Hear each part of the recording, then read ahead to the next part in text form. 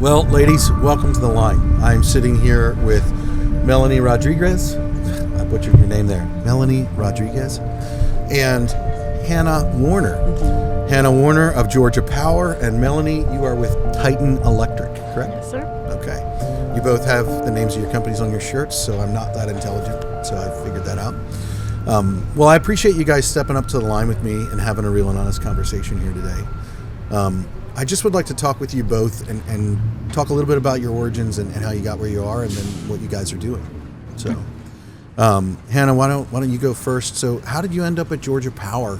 It is a long and windy road. It's a little bit unbelievable. If you look at my resume, it bounces all over the place. So I joined Georgia Power in 2020 as an education coordinator. And so my job was to go out to schools, K through 12, talk about STEM-related topics, do in-class field trips, and then tie what they're learning in the classroom to a career, whether it's at Georgia Power or a trade career. And it was very energy efficiency focused and career focused. And prior to that, I worked at an environmental nonprofit and pretty quickly realized I was really bad at fundraising, which is kind of key to nonprofit work. Really bad at asking people for money. So that job wasn't great, but there was an educational component to that tied into the work I did at Georgia Power. And then prior to that, I was a park ranger. I worked at Red Top Mountain State Park in Cartersville, and I was an interpretive ranger. So I did field trips, guided hikes, would take people out canoeing. So there's kind of the stream of education is kind of all throughout this. And my mother was an educator. Both grandmothers were educators, so it's in my blood. I've always been an educator in some way, shape, or form. I think I'll carry that with me throughout my career. And then before being a park ranger, I was a zookeeper. I took care of... Okay, come on. No, I told you, it's really weird. It gets worse. I was a zookeeper. I took care of ring-tailed lemurs on a private island. All right, you're just making shit up. I know it sounds insane. I'm not crazy. I'm not making it up. Took care of free-ranging ring-tailed lemurs, lived and worked on a private island. But then I looked up like the salary for a full-time zookeeper. It's like $10 an hour, master's degree required. Realized that probably wasn't the best option. But my degree was in biology, and I was, kind of a similar path to a lot of people. When I was in high school, it was, where are you going to go to college? Yeah. That was the only option. The other options were not discussed. And so I was like, I don't know. And then it was, what do you want your major to be? And I was like, I'm not ready to pick this. Yeah. Biology is the study of life. Like, I'll go with that, and then I'll narrow it down later. So study of life is about as broad as you could go. And that took me here. And I love it. I would have never imagined that I would be in this position now in my career, and it feels perfect. So what tell me a little bit about what you do at Georgia Power and why you love that. So my official title is Workforce Coordinator. Okay. And I cover the northern half of the state outside of Metro Atlanta. And my job is to connect industries and any kind of economic development needs, their hiring needs, connect them with a qualified labor pool, and make sure that there are systems in place that ensure that there is a qualified workforce for industries to pull from. And it's not just Georgia Power economic development. So we might be an existing industry in the community, we might have hiring needs, but my work is also outside of that. So if there is a car manufacturer that's coming in and they need 1,000 people that have a really specific set of skills and they need training, I can go in and help with that, assist with the training programs, connect with the pathways in high school or some kind of post-secondary education. Wow. And people, a lot of times people are like, how does that connect back with Georgia Power? What's the line there? So we have always been very ingrained in our communities, and our tagline is, we are a citizen wherever we serve, and that is very true. But Georgia is a big state for business. Best place to do business, like 25 years running. And there's a lot of economic development, and what businesses primarily look at is the availability of workforce. Yeah. And if we have businesses coming in, no matter who their power company is, it's good for business, for us. And so if their priority is workforce, then we're going to make that a priority for our business as well. Yeah. Well, I would agree. I mean, I'm from Pennsylvania and I'm in Georgia doing work because they are a great state to do work in, and we're here a lot. So, Melanie, so you are with Titan Electric. What is it, how did you get there? What was your origins to getting there? You talked with me a little bit about it earlier. You are, and what is your current role there? You talked about apprenticeship and things like that. Okay, so I'm currently a second-year apprentice with the IEC, which is contracted or with Titan Electric, which they send you to school, electrical school. So what first got me with Titan was probably right after high school. I started when I was 18. I'm currently now 20. I'm a second-year apprentice. I met Titan through Tool Expos, events like this. I competed at Skills USA. I went to regionals, and I ended up in state in Atlanta at the convention center. I think the Georgia Congress Center. Sorry. Yeah, no, Congress, I've been there. We've done some podcasts there actually. So yeah. Awesome. Yeah. So I competed there, and I constantly would see Titan, and I also did my research because I knew at this point, towards the end of graduation, I knew I wanted to be in the trades. But before my senior year, throughout high school, like freshman, I had no idea what I wanted to do. I was indecisive of cosmetology, culinary, like there were so many careers and so many options. And it was that repetitive question all the time where people would come up to me and ask me, family members, like, are you going to college? What are you majoring? Yeah. And mind you, I have cousins that are engineers, that are lawyers, so they all went through college. Yeah. And I grew up with only females in the household, so I'm the oldest, and my father himself is an electrician. He is a residential electrician, so he comes from very little. He doesn't have much. Mm-hmm. He doesn't have much opportunities like I do, and one of the biggest opportunities probably was going to a school that had programs like HVAC and allowing me to get a taste of these trades to talk about, to learn about, and just being home with him and seeing him work and just going to work with him and just hearing about work, and not to mention just like looking at the salary and looking at money wise, I asked myself, what do I want for myself? Yeah. Because I'm not gonna lie, stay-home wife ain't for me. I want a future, and I think just the trade was probably like the best decision I've chosen, because it's like I've learned so much skills with being in just 2 years with Titan. I've learned skills that I use outside of work in the real life. So that's how I got with Titan, because of school, and then the electrical was all because just my pops. Yeah, that's really cool. You talked a little bit earlier about your relationship with your dad, and that's just exciting for me to hear, because my daughter is the oldest in our family of 3, and it's like you were saying, she likes to get up early.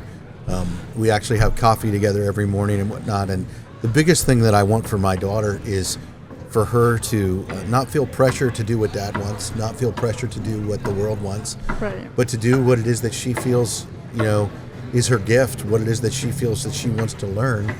And to your point, even talking about your origin, Hannah, and how you got where you are, there's nothing wrong with that. I think so many people don't get out and do stuff. Mm-hmm. And it's like, and the cool part about what you're saying, Melanie, about the trade, those things that you learn, they apply to every aspect. And the biggest thing that I want for my children, is that they don't feel some of what I felt when I was younger, and everybody would ask me, well, what college are you going to go to? What's your major going to be?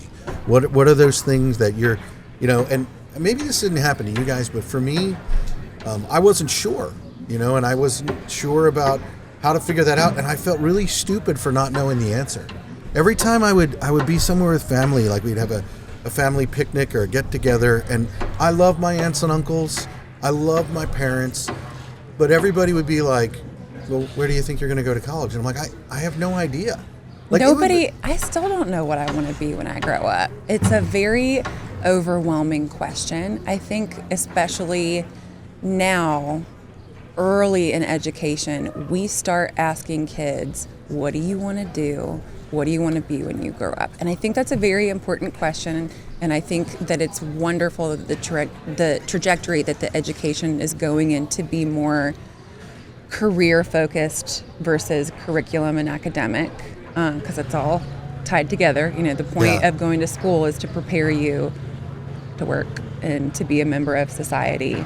But it's also, you're throwing this really heavy pressure question at kids that don't have or don't know about the resources and the tools that can help them make that decision. Like, I think back and I'm like, gee, I wish somebody would have told me about this pathway or this opportunity or this, and this. And I think it's just a huge component of it is awareness and education, and just a tremendous amount of outreach to show kids and students what is available, what are the opportunities. Well, I think that you touch on something that's really important in the awareness and telling our stories, communicating and kind of bringing it into light. I also think that, you know, I was sitting down here earlier today with the CEO, president of a technical college, and he made a comment that I think is really interesting. In their school, about 30% of it, you talked about how, you know, schools are trying to teach people how to be a part of society. He said about 30% of what we teach is the book learning and in the school. And he goes, and then the rest of it is actually doing the trade, doing the work. And I think that we get stuck on this fact. I mean, I'm not all that smart, but I think that we get stuck on this fact that we think, well, we can engineer and teach all these things out of it so that people don't have to go out and learn those things. And I think there's no way around going out and doing it. Any skill, anything is 30% reading about it, the academic side, watching YouTube videos, 70% is like hands-on learning, any skill. I agree. And the importance of, Hannah, your story is very interesting, the importance of being willing to try different things. Right. I try to tell students anytime that I'm interacting with someone kind of in the position like, oh, I don't know what I want to do. And it's very important to kind of figure out what you like, what you're good at. It is equally as important to figure out what you don't like. And the only way to do that is by doing it. You can read about it, but if let's say you spend all this money on school and you are a microbiologist and your job is going to be in a laboratory looking at a microscope all day. Let's say you get in there and you can't physically do that because looking at a microscope gives you a migraine. But you've just spent $100,000 going to school, and now this is your job. But what if somebody put you in front of a microscope in 9th grade and you figured that out then? Exactly. Right. Exactly. So Melanie, I'm curious with you. You know, we talked a little bit about this, and you talked about some of your origins and how you got there. But it sounds like you had different opportunities put in front of you related to the trades. Why electrical? I mean, I know you said that your dad played a big part in that, but there's more to it than that. Why electrical construction? Because doing my research more in the industry, because by the time I was a senior, I was like, all right, I need to figure it out. I need to wrap this up. I'm about to graduate, and you said you were the firstborn? I am the first. And my daughter is too. That's the way she thinks. So like, I need to figure this out. The pressure was on, you know. There's like, a lot of pressure. There was everyone telling me, oh, I got into this college. Oh, I'm going for this. I'm going for nursing. So everyone just around me, everyone had everything settled and planned. I knew I wanted to, how would I say this? I knew I wanted to maintain myself. I knew I wanted to keep going forward with myself and do things for myself. And, you know, I love shopping. I love buying myself some little makeup, you know. I work in a very, I would say more male-dominant industry. No. But, like... I'm kidding. I'm like... But it is like, very male-dominated, yes. Like, not gonna lie, I love shopping for makeup, like, you know, so I like to buy my own things, and just doing more research on it coming with the money. Just, you know, it's like, I need a plan. I need to maintain myself. I need to figure things out. So when doing the research with just electrical in the industry. Just having all these resources, I will say I'm thankful for that, because I had an instructor. I had Mr. Kilgore, who constantly led me. Everybody loves it. Yeah, he's awesome. And just like, he just constantly guided me and gave me options. Like, he showed me what other trades there were, and he was like, hey, like, here. But one thing about electrical that stood out for me was probably the troubleshooting. Because he used to have, back when he was at LCCA, his shop, he had a wall full of receptacles. And he would let me just wander around just to test things, to pick up tools, and just like looking at the pretty brand, no, not sponsored Milwaukee, but just looking at Milwaukee, I was just like, dang, I want these cool tools. Like, just picking up things hands-on. And the time I had myself, I locked in, I focused, I worked better. And I realized that that's something I liked, and that's something that females carry in the trade, is organization and critical thinking. Yes. I think, it's interesting that you say that. We are a male-dominated trade. I think it's fair to say that the trades in general are male-dominated. Absolutely. Okay, good. Yeah. And this is really funny. I've never been more nervous when I'm sitting down having a conversation. I don't want to say the wrong thing. Why are you nervous? Yeah, okay, we're not doing that. Yeah, no. But, it is a male-dominated trade. One of the things that I find, what you just talked about there, organization and critical thinking, I love building teams. It's like my favorite thing to do. Electrical work is not my first love. and in all honesty, I got into it for a very similar reason of wanting to make money. But then I discovered what it is to build teams of people. And in one of our sister companies, I was in a collaboration meeting where there was a problem that needed solved. And we've had different people cycle through our company, and I've had teams that have had, a couple of ladies on them with the men, and then I've had teams that have had just men. And the reality is, I think that, and I realize this is a buzzword that we probably don't want to use, but I will. Diversity. Yes. Diversity. And it's like, I was in a meeting with some guys, and we were trying to problem solve. And the reality is, this is just the truth. I said, maybe I'm not supposed to say this, guys, but I said, I wish that we had more women in this meeting, because they would bring a different perspective. Absolutely. In how we would, and not that they would be right or we would be wrong or vice versa, but different perspectives help you see things that you wouldn't normally see. Right. You got blind spots. And it's important to have someone else that can see your blind spot, and you are going to be able to see their blind spot. Well, the reality is, like, let's just take this mug here. We'll put it on the table. And if this is our problem, and we have this problem, and I'm over here, and you're over here, we can't see each other. Right. So I'm on this side of the problem, and you're on that side of the problem. And when you build a team, and I think this is really essential, one, having that diversity, because that's what brings different perspectives. And what different perspectives are, well, then we have someone over here, and we have someone over here. So we're surrounding the problem with the team. Well, I can't see you over there. I can see this person on this side of the problem, and they can see you. And together we can see the entire problem, and we can actually come up with a solution. And that's why I believe that diversity in team is important, because you're looking at things from different perspectives, and you can see things that you can't see by yourself. It's also one of the reasons that I love team, because I like to win. Mm-hmm. And I find it much easier to win with a team of diverse people to be able to succeed and overcome problems. So, yeah, I think it's, when you talk about that critical thinking and organization, I think that's an essential factor that we need more in our industry. And I don't think that there aren't men that have that, but diversity of all people in those organizations and in those teams to be effective. The reality is that there are some people that just more naturally are better at these things than others, and the reality is, even at home, my wife helps me keep certain things more organized because she naturally does that, and I'm afraid of her. But a little fear is healthy. Fear is healthy. So, well, what is a tool or piece of gear, Hannah, that you cannot live without in your everyday life? Okay, so this is another buzzword. but I'm obsessed with ChatGPT.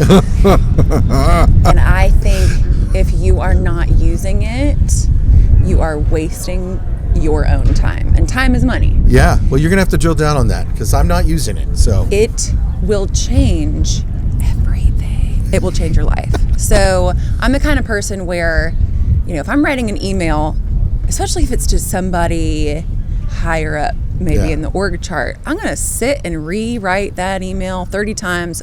By the time I'm done and it's sent, it's 3 sentences and it took me an hour and a half to write it. Yeah.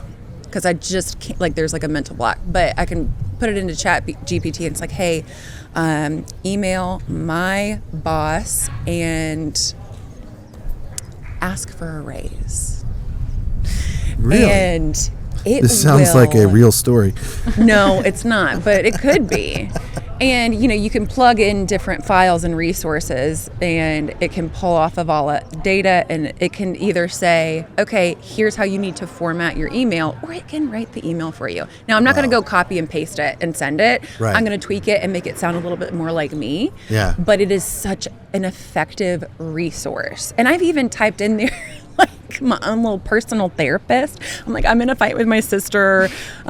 Please tell me how to call her and apologize. And it outlined the conversation. Now, I didn't call my sister and read from ChatGPT, but it is just like it's like having a personal assistant at your disposal, and it helps you spend your time more effectively. It can give you professional development plans. It can give you recipes. It can help you get organized. There's just so many things that it can do, and I feel like people either don't want to take the time to learn it or are afraid of it or just think it's a passing fad. It's not. I think That's really cool. And I think it's going to have a really tremendous impact on our workforce. And that's where trades come in. So you talk about ChatGPT, you got AI. Yeah. And AI is changing the way that businesses do business. That's going to change the way work looks. Yeah. That's going to change jobs. And the most secure job in the next 10, 15, 20 years is going to be one that an algorithm cannot do better than a human. That's trade skills. Come on. I like where you went with that. Yeah. That was really good, Hannah. Thank you. Did you chat GPT podcast before you came on today? I didn't, but I really do. I use it multiple times a day, Really? and it really saves me a lot of time. Well, time is money, and Exactly. that is, I'm a big believer in efficiency. I love being efficient. So, Melanie, what is your one thing that you can't live without? Probably my second language. Ooh. German? No, Spanish. Do I look German? No, I was attempting. Actually, No, no. I got it. Yeah. Yeah, so it's like it's a tool that I use literally every day, whether it's at work, at home, at the grocery store. I use it all the time, and it's probably like my strongest tool that I was gifted. Yeah. And I love to use, especially at work when they need someone to translate and there's someone who doesn't understand something and needs a little bit of explanation, or just anything really. I'm there, and Yeah. I'm so happy to use it because there's a lot of, how would I say this, a lot of people my age that I know that don't really know Spanish or don't really know their second language like that. They don't often speak it or use it, and you can use it with just to get around, and it helps you a lot in the future because I can, for example, if I'm at a job site, I'm working, you have a sub crew looking for a journeyman or looking for a GC, and I'm just there and they're like, hey, Spanish. I'm like, yay. We communicate, we work together, and that's how it just feels good helping people around me that don't have that source of, how would I put this, that source of What's a communication tool that you're able to use? Communication tool that a lot of people don't really have. Yeah. So it's just puts... You're bridging a gap. Yeah. Absolutely. So it's probably like my favorite tool all the time. That is the one thing that I wish when I was in school. This is a little funny. I wasn't thinking this when I was teasing you there and asking you what your language was. But when I was in high school, I took German and I learned that. And I don't have regrets, but I wish that I knew Spanish just because it is a dominant language in construction specifically. Absolutely. Yeah. And honestly, there are people even in my life now that totally outside of work that I relate with that speak pretty much only Spanish. And so I wish that I had learned more of that so that I could communicate with them more effectively. Right. You know, and they're doing a lot of work to understand me because they want to understand that and they want to speak English. I just wish that when I was in high school that was something that I would have picked rather than German. Although I did use German in work when I was an apprentice, similar to what you did. The company that I worked for had a German company that was installing equipment. In electrical, you'll find that a lot of controls end up being German and things like that. I was not intentional when I learned that, but I was put on a job solely for my ability to communicate with the German engineers. And I'm from Pennsylvania, so Pennsylvania Dutch German is slightly different than German German. So It is definitely. so vital from a business perspective. If you're hiring and you have two applications and one is a bilingual applicant and the other is not, Absolutely. you're going to pick the bilingual. Absolutely. Yes, I All think, day. Right. For example, I'm gonna bring my dad into this. For example, so he's been in the electrical industry for years. But as I got older and I started working and I started seeing pay rates and I'm like, oh, Dad, so he only works residential. He doesn't non-union or union. He doesn't really do commercial or industrial. So like just talking to him when I would go do side jobs with him, I'd be like, so have you ever thought about being a project manager? Like you have the knowledge, you got the skills, you got the work. I mean, you used to go to school. And he's like, yeah, but he's like, I don't know. I don't really like that idea of it. I'm like, oh, why? Like, what are you scared of? And it was the whole learning a different language. And I sat down and explained to him millions of times. I'm like, hey, if you just take the time and you sit here with me, I can teach you. Yeah. Like, if you just sit the time and want to learn, because he has his own business, I told him, I was like, you can get far. Yeah. You can get far. You have resources. You have me. Yeah. There's a community college. Like, you have other daughters as well. We all speak it. Like, we can help you. Yeah. And it's just something that all my uncles as well are in the industry. And there's only one who speaks English fluent. Yeah. And he is a project manager. And he's also, he's in the electrical industry. So just like, I always communicate to him whenever I see my family parties. Yeah. We'll talk for hours about work. We'll talk for hours about the code book. Like, we'll sit there and I'll go to him to It's ask an electrician him. thing. If you It's- come sit yeah. to me at a cookout and you start talking to me about code book, I might get up and move. What am I missing? It's like the electrical, they call it at my school, they call it like the electrical Bible. Like, that's what they That would be refer- our third language. You know, her and I could talk code, and it would sound See? Spanish to you. But now there's a communication barrier because I don't know what the heck the code book is. So it's just like communicating to, I would go with my uncle instead of my dad just because he understood what I'm talking about. But if I brought that to my father and I was like, hey, can EMT go underground? Like, you know, isn't go, like, there's certain things he's so, like, he doesn't know much, and like, just, you know, just. I think you're both touching on something, and I'm interested to hear what you both had to say about this, but in industry, I think in industry and business, doesn't matter what trade, whether it's Georgia Power, whether it's Titan Electric, the importance of communication and being able, whether you're talking about the code, whether you're talking about being bilingual, or even talking about how we communicate, you know, hey, here's Georgia Power, and this is our marketing plan of how we want to communicate X. You really have to work at communication for it to work effectively. How do you do that at Georgia Power? So Georgia Power has over 6,000 employees. I want to say it's 6,400 something. And there are departments that That's a couple of people. Yeah. There are people and organizations that you would have no idea even existed. And every everybody, like, everything is connected because we're all under the same business. And then Yeah. we fall under Southern Company, which is a whole other ball game. So there are a lot of people that are tied together and that you need to work with effectively and communicate effectively across teams in order to be successful at your job. And I think in any workplace culture, you have different communication styles. Yeah. Certain people, I'm going to pick up the phone and call because I know that they're never going to check their email. They probably don't even know their Outlook password anymore. Right. And then other people, I'm going to spend 2.5 hours crafting the exact perfect email to send it. Other people are a text person. Other people I can use this tone with or this tone with. 30 minutes if you use ChatGPT, but whatever. Exactly. And then there's other people that I work with that it's like, okay, I need to forward every email I get about this one thing and make sure they know every last detail versus another person that just send a calendar invite. They'll show up. They don't need the nitty gritty. Understanding how you communicate and how other people prefer to get their communication is business critical. I agree. Who needs to know? Who does this impact? Who needs to be at the table?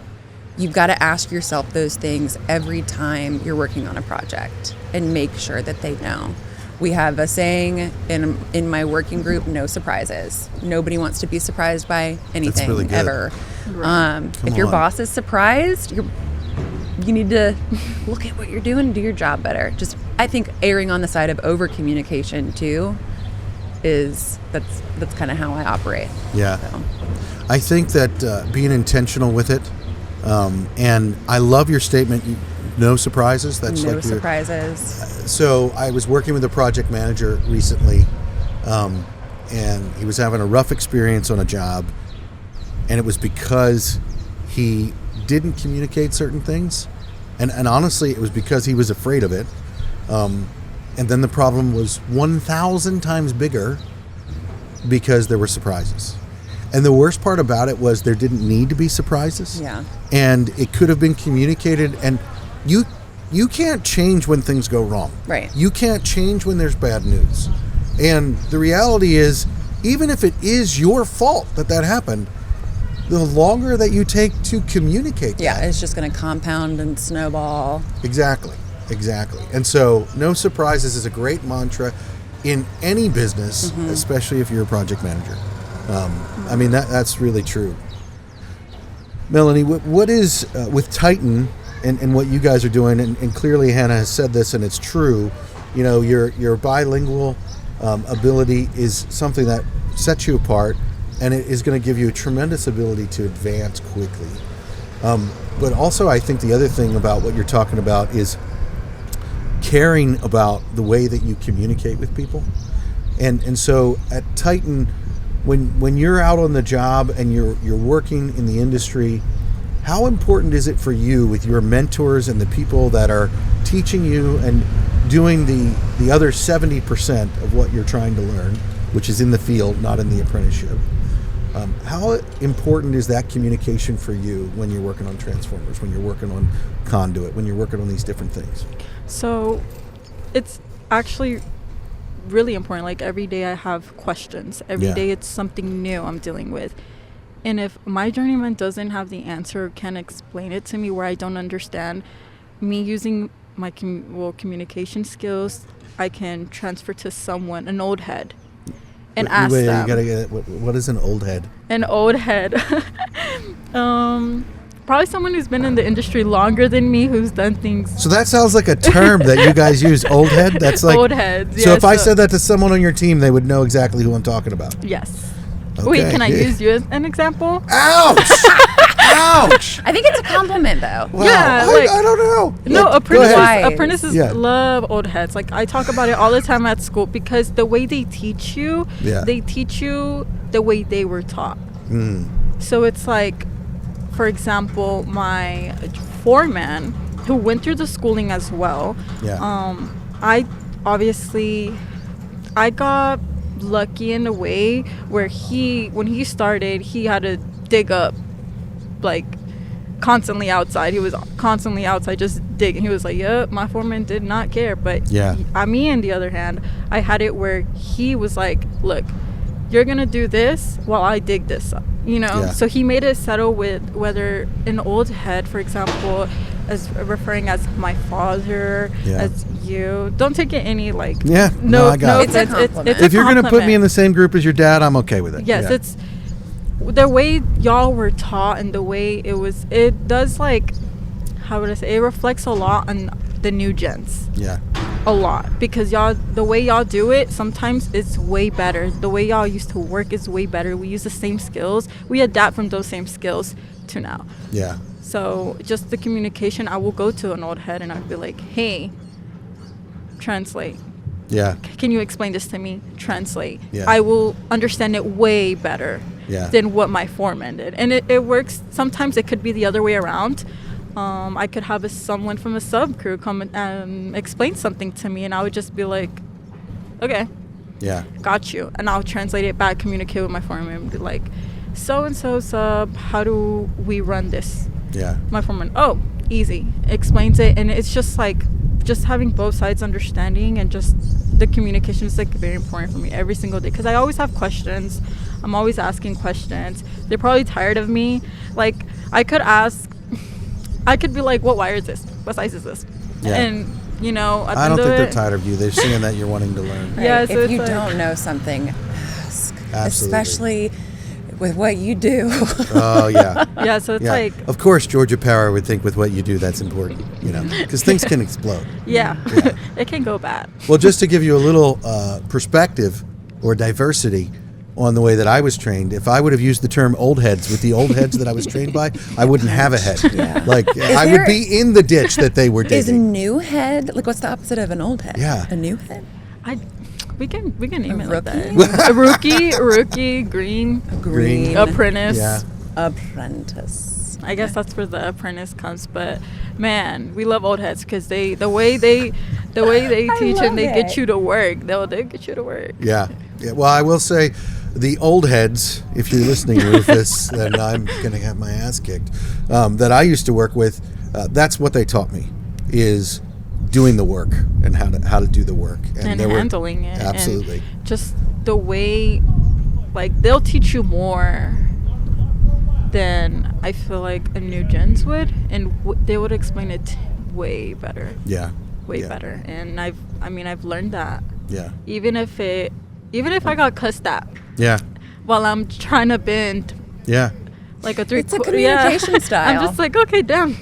Okay. Cussing at people is a communication style? It can be. Yes, Hannah, it can be. It can be. ChatGPT. I'm stopping with that. I can't help it. Oh my goodness. Hannah, what is a mistake that you have made in your multifaceted career that you feel like you've learned from, that you think by sharing it could help others not make the same mistake? Okay. So, learning when to shut up. I was really hoping it was related to lemurs or something. If we have time, I can go into that because I have scars to show. Learning when to shut up, but learning when to speak up. So both of come on. those are so important. So I'll start with learning when to speak up. So in a previous role, I was in not a supervisory position, but I had people that reported to me, and it was in an organization that was very big, very much a boys' club, and I was a very new, young, and inexperienced woman, and wasn't exactly sure what the norms were, what was acceptable, what was unacceptable, and it was my first full-time job. And so it was really getting my sea legs when it came to being a working professional. And we were in a situation where we were working with volunteers, and somebody said something really inappropriate to the person that reported to me. And it was like an offhanded joke. And it was like, oh, ha, ha, ha. And then we just continued on with our day. But this happened probably 10 years ago, and it is something I think about at least once a week. Neither one of these people probably remember it, but it was a situation that I had to step in and say, that's not okay. That's not acceptable to say. This is a professional. Like, I had the opportunity to step in and protect the person that I was leading, and that was my job. And I think fear stopped me. You know, I don't like putting myself in uncomfortable situations. I am very non-confrontational. But sometimes as a professional, as an individual, just in life, you've got to learn when that's appropriate and when you need to speak up. Even if it is scary, even if you hate confrontation, you have to develop that skill. And then on the other side of that is learning when to shut up, which I'm a talker. Like, I couldn't tell. I was that kid in class that not only would you have your hand up, I had the assist come over. Oh, you were one of those. For those of you who are listening and not watching right now, she just put her hand up over her head with the and support hand. Used her other hand to support it. Like, I love talking. I am an idea person, and if I don't share my idea right now, like, my brain's gonna explode. Like, I need to share it. I'm, the person that's in class, it's like, okay, does anybody have any questions? And I'm the one keeping you from getting out. I'll be like, actually, I do have a question. And, coming into a very corporate setting where there is a corporate culture and there are undertones and there's politics, or even when there's not, in any professional setting, if you are new. Yeah, there it is. Come in and sit and observe before you start spewing out your ideas. Or it's okay, and it's okay. I'm not saying it's not okay to ask questions. Ask questions, but you will learn so much more if you sit back and listen. Yeah. And see how things operate. Observe the relationships. You will do yourself a favor. Yeah. I feel like that definitely goes back with the whole communication that we just started, just having the team that's willing to listen, to communicate properly with you. So just having a foundation at a job with your crew, coworkers, work gets done smoother. Oh, it absolutely does. It also helps you make money. Right. For those old heads that are listening that maybe are leaders in organization that are looking at P&Ls, that communication helps you make money. And the importance of a team feeling like, I think it really matters a lot, whether you're new or not. A leadership team should be making new people feel like they can ask questions. Absolutely. Because that's that whole perspective thing about problem solving, because that's diversity. New people is another level of diversity. They're not in your organization. They haven't been doing it that way. And sometimes the questions that you ask that you might think are stupid are questions that make us go, wait a minute, why do we do it that way? Oh, the world has changed. There's a new way to do it. I think you want to be creating an organization that can function and operate that way. So, thought you were going to get out of it, didn't you? What is a mistake that you have made, Melanie? See, I'm only 20. I feel like I already done so I had a many. pretty long list. I was going to say, when I was 20 years old, I could have answered this with like 100 or more questions. Right. But I feel like I would agree with your answer as well, just speaking up. Yeah. I feel like, so recently at school, they did this, it's like a tool expo. Yeah. And I was with my coworker. We were in the booth. I was talking to some lady. She was part of like a boot, a work boot. No, like more like they provided work boots for companies. Okay. And I was like looking at this boot. I was like, oh, it's so cute. Like, oh my gosh, like it's cute and it's for work. I was like, yes. Things that I have never said about my work boots. You know, a girl gotta You just be don't get it. comfortable. I don't get it. You know, I gotta be comfortable too. You know. Although I have Right. more boots than my wife has shoes. Okay, so you've thought it. Yeah. You've Yeah. thought it. So you get it. You do get it. You do get it. Okay, awesome. So it's just like, I was just there, and what I mean by like it is more male dominant, just because there's a few women in the school. So just seeing people pass by, I'm just like talking to this person at the booth, like, oh, nice boots, right? And there's someone in my classroom who walks right behind me and says something out loud purposely in Spanish, but very offensive. but referred it as feminine, like was speaking about a feminine. And I looked around, I was like, oh, I didn't hear that. Like, what the heck are they talking about? And I look around, and I'm the only female.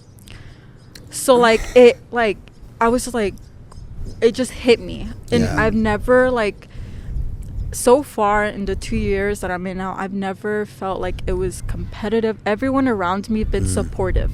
Everyone's been like, keep going, don't stop, right? But just one comment literally shut me out. I was like, what? I'm so sorry. I was like, what? Like, there's no way they think of me like that. Like, there's naps. And I wish I could go back. And I think about this, like, ever since that happened. Right. Like, why didn't I chase him down? I was like, what? No. Like, why didn't I even speak up? Why did I just, like, stood there? But I don't need to, like, I don't need to give him an explanation. You know, we're all, like, we're on the trade to work. That's right. To get money and to be forward, to go be, like, to move on forward and to have a better future. Absolutely. So everyone That has is their an own goals. Insecure, threatened person. And the only reason somebody would feel insecure and threatened is if they know that you can do a better job than they can. Take it as a compliment. I just accepted. I was like, okay, whatever, I'm gonna prove you wrong. Right. Which I did. Like, literally the next week at school, they were trying to find something in the code book, and I was like, why don't you just look at figure, page, article 500. Like, it's right there. You are I much better than whoever said that. And I take back, don't take it as a compliment. That came out really, no. You were swaying when you said it. It is what too. it is. It's not a compliment, and that it's completely unacceptable. Yeah. But also, like, when people act like that, it's not a reflection on you. It's a reflection on them. Right. So what I did with that, like, I really sat down and thought about it. Like, I even walked around, looked at the booths with my coworker, and I told him about it. I was like, hey, someone just said that. What should I do? Like, he was like, you'll be fine. Yeah. That's what it was, just a pat in the back. You'll be fine. So it's like, but, like, really? Like, it was basically, like, just for me, I just literally went home thinking about it the whole day. And so what I did was I didn't confront them. I didn't report them. There was no need for all that. All I had to do was just prove them. So I did, which the following week of school, which when they were struggling to find a specific page, which I had the answer for, I was like, yeah, why don't you just look at that figure on this page? And all my instructor was like, oh, that's correct. Yeah. And I was just like, okay, and that's all I had to, I don't need to give anyone an explanation because we're all going in different routes. Whether you can, you know, finish your school year and just be an electrician or just... You did something there that's really important, and we had to change a card on the camera. But what I was saying is, in that situation where that person said that derogatory comment, you did what I think most of us fail at, and that is... you didn't focus on the comment. I mean, and I'm sorry that you had to fight and deal with giving that space in your mind, which you shouldn't have to do. Like, that deserves no space in your mind at all. But then the next week, you actually helped the individual and you showed them caring. And that is probably one of the most difficult things for us to do, is when we are hurt by something that someone says. And to the person who said it, like you said, you know, that's an insecure person. The reality is, I've learned this the hard way. And we were talking about your mistakes. Now we're talking about mine. The thing that I've learned the hard way is not realizing that sometimes people are going through things and there's things in their life that I don't know about, and I don't know where they're coming from. I don't have the context of where they're coming from. And I've had people say things to me that were hurtful or offended me or affected me, and I have not reacted the way that you did. I did say something when, and to be clear, that's like there's a spark there, and I took a can of gasoline and put that on top of it, and it actually destroyed a relationship, destroyed an opportunity for growth for me and for that individual. And I think that there's a twofold thing here. One, you did absolutely what was right, where you turned it around and you decided not to let it affect you negatively, which I know was work, by the way. And I'm sorry that you had to go through that and deal with that, but it makes you stronger and a better human being. That's one thing about the trade industry that really, like, since I started, was tough skin. Yeah. Like, dealing out Calluses, on the field, literally and figuratively. Literally. Yeah. But just the growth I've had. Like my superintendent, she was also a female, love you, Lori. She was super hard on me my first year when I started at Titan. She would always get on to me. I always felt like she was micromanaging me. I was like, oh my gosh. Like I would come to my mom and tell her, like, you know, give her the tea after work. I was like, I just can't, like the pressure is on. Yeah. But she expected more from me because she also come from she's an old head. And she pushed me. So she knows that you got it. It's going to be a little bit harder for you. Yeah. And I remember we had just moved warehouses. So I was helping her. And I'm constantly with her all the time now. Yeah. But in the beginning, it was like, I felt like she didn't like me. Yeah. I was like, oh my gosh, what am I doing wrong? But now she's always like calling me, like texting me, you know, love her relationship. She's awesome. But just like the growth I saw in that. And she was telling me, we were working. It was funny because we have a new guy. And she was like, oh, he's so slow, and like I was just like laughing. I was just but like she's tough. I like her already. She's awesome. Yes. And I asked her, I was like, was I ever slow? And she was like, yeah, in the beginning, like straightforward. And just being with her, and like I said, she's an old head, so she comes from like the field back when things were different as well, because I know things were very different from this generation to back. She's like 50 now, but she's awesome. And just like the tougher the way I just got, like the way my mind started to view things differently, the way I started understanding and seeing things differently, and just the way I wouldn't really take certain things offensive anymore. I was just like, you know, it's not really easy being in the field, especially if you're sensitive. Especially if you're just sensitive, and just like her constantly just taking at me all the time. And I've never like shut out at her. I never like really, I just let it happen. And just I tried understanding because of her, just the way she would manage and teach was the exact same way my father would teach me at home. But just very different cultures, but in the way it was similar. So it's just like, you have to toughen up sometimes, even though there's sometimes you just can't face certain battles, even if you're going through it at work, at home. I feel like it's always a good time to just sit back and just think about it. You know, and I know sometimes work can be so stressful, especially when there's someone on top of you just picking at it. And it's just like, you know, I learned a lot, and I'm beyond thankful, because if I was the way I was back then in high school and I let this student comment affect me, I would have gotten kicked out and I would give up on the industry. I'd be like, okay, I'm done. But like I said, you know, I'm not giving up. So. Good. I have a question about that interaction. Did anybody else hear him say that, or was it just you? Oh, you're taking my job. No, it's okay. It's a good place to go. It was me that heard it. Nobody else heard it? No, but the thing is, he said it in Spanish. Okay. And as soon as I heard it... Did that make it hurt more? It did. It did. It hit home. I was like, dang. And I like, as soon as he finished the sentence, I looked over and I was like, no, he can't be talking about me. He can't be talking about me. I'm crazy, right? I'm just thinking stuff. But he looked at his buddy to laugh, I guess to get a joke out of him. Yeah. And I looked around. I'm like, I'm the only female here. Yeah. So I was like, oh my gosh. So I really immediately tapped on my coworker, who's also a second-year apprentice with me at Titan, and he's awesome. Shout out, Will. It's funny because his initials is WTF. So I'm like, WTF. So I was just like, hey. Well, like, if Will heard him, that's what Will should have said. Right. No, yeah. And Will was like, literally, that's what he said. He was like, DF? And I was like, yeah. I translated it. So I was like, yeah, that's what he said. Did you hear that? And he was like, no, but you'll be fine. That's when he gave me his pat in the back. I was like, okay. But just like, and then I would constantly see this person who made that comment and just he would give me like the worst side eyes.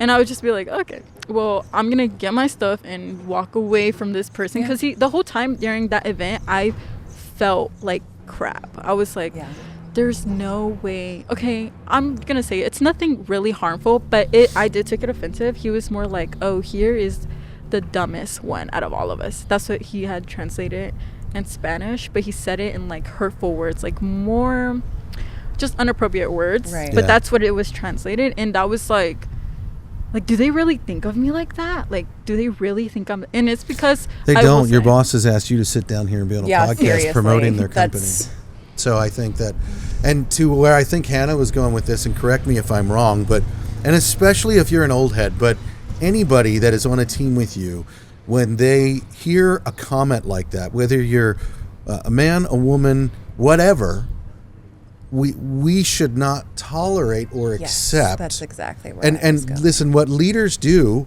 is they don't tolerate and accept mistreatment of other people. Period. Regardless of your sex, gender, whatever, they don't tolerate that. And that's what a leader does.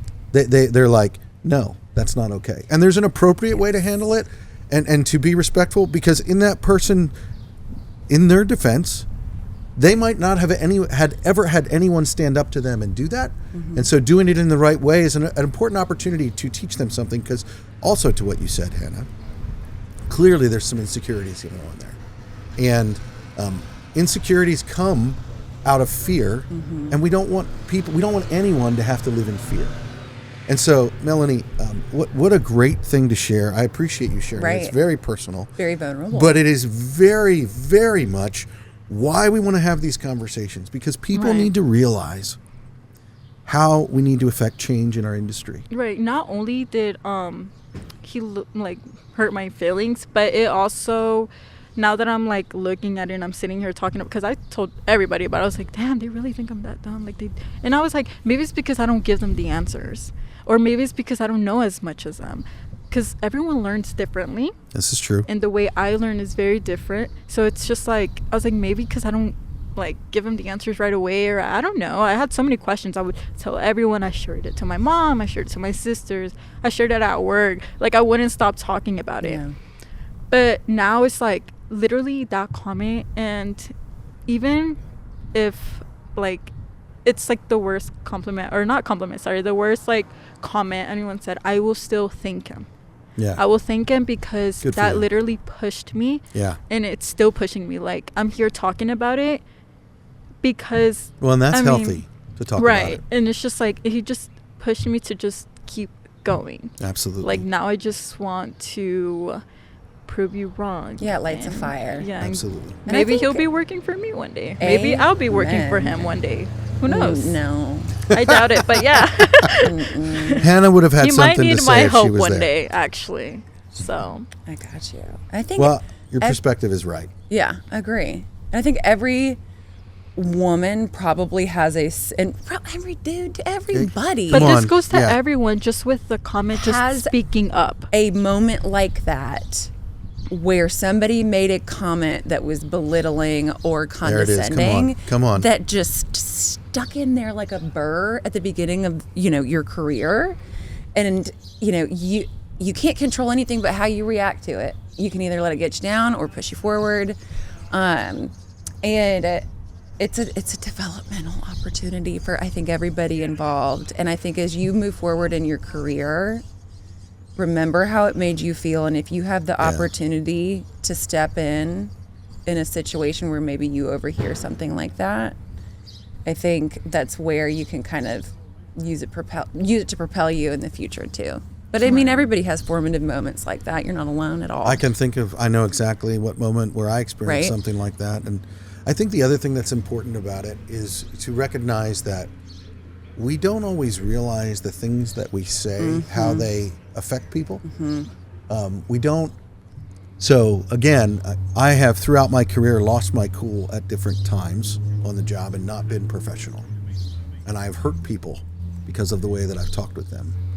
And I've never said anything like that, but I have said and done things, and where they were, I know that I'm that formative moment for them. And that's a mistake. But what this does when we talk about this is the importance of recognizing the words that come out of your mouth. Once they leave your mouth, It's done. it's done, and you can't take them back. And so we have to own that stuff and be intentional about the things that we say. He might not have realized, he might have thought he was being, let's just be real. He thought he was being funny for the guy that was next to him. Yeah. Right. And didn't realize, maybe I'll give him the benefit of the doubt and say maybe he didn't realize how that made you feel. But the problem is it made you feel that way. Or maybe he didn't even realize I even heard it. Exactly. doesn't make it okay. Right. In any And way, shape, or form. I made sure I didn't let him know I knew. Yeah. Well, this is going out on the internet, so he's going to know. Well, We're gonna you find suck. you. No, I'm just kidding. Yeah. I noticed you didn't tell your dad the story. That would have been interesting. Don't have him listen to this. Yeah.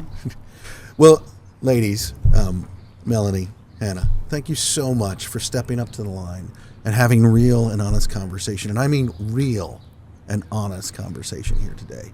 This is what lifts the view of the skilled trades. This is what makes a difference in our workforce. Mm-hmm. And with women like you in our workforce, I am excited to see the diversity and how that affects our perspectives and solving problems here in the future. And it makes me excited for the future of our industry. And I think it's really cool. I really appreciate getting to have this conversation with you guys. Thank you for having Thank us you. on and for amplifying voices like this. I think it is, the awareness of it is so important. So thank agree. you for Well, doing thanks. what you're doing. Thanks. I appreciate it. Right. Great And job. thank you for having us. Yeah, And I could stay here for the rest. Let's get some beer. Get some, yeah. Let's get just some go ahead whiskey. and Let's DoorDash. cut that. Cut that. I'm wearing the logo. Yeah. Just kidding. Some seltzer water. No, thank you for having us. And I've never, and you know, it's so crazy. Like last year, when I was with my homegirl, she was also in the industry. Well, not electrical, but HVAC. And I was like, we should start something else different. Like when I was thinking start a business for like girls in the industry, women in the industry, but like cute, like nice cargo pants that fit them. Because when I tell there is you, a gap in the supply yeah, side. when I tell you I went to Tractor Supplies yesterday Yes. trying to find some pants my size. Yeah, no. I was like texting my boyfriend. I was like, what size are you? Because he's small. But I was like, what size are you? He's like, I'm a 30 and 30. I'm like, oh, 30 and 30. I was like picking him up. I was like, no. So it was just like, you know, I was like talking to her, like my homegirl, like a year ago, like way back, like, hey, we should start something different. Like, I know there's businesses out there. Trust me, I know. But one of the topics that I brought up was podcasts. Yeah. People in the trades. I was like, I really never heard of that. So just like when you gave me your card earlier just to see, That's I fate. will definitely I'm going to go back to look at your videos because I've literally never heard, and I listen to podcasts. So it's just like I've never heard a podcast where they're podcasting people in the trade and talking about certain parts and people's experience and just more stories. Yeah. So it's awesome. Well, I appreciate it. It's I Blackline's would- honor. So. Loved, just as like a side quest if you ever need more to do. I love, now, I first of all, well, we can talk about this offline, actually. Okay. Yeah. Well, ladies, thank you for stepping up to the line. Greatly appreciate it. And keep doing what you're doing. Thank you. I You mean, too. You know, and to those of you who are listening, step up to the line. Make sure that you are standing up for individuals. And when comments are made and things happen, make sure that you're knowing when to speak and when to not speak. We can change our industry as long as we decide to be better today than we were yesterday. Amen. So have a great day. All right, guys.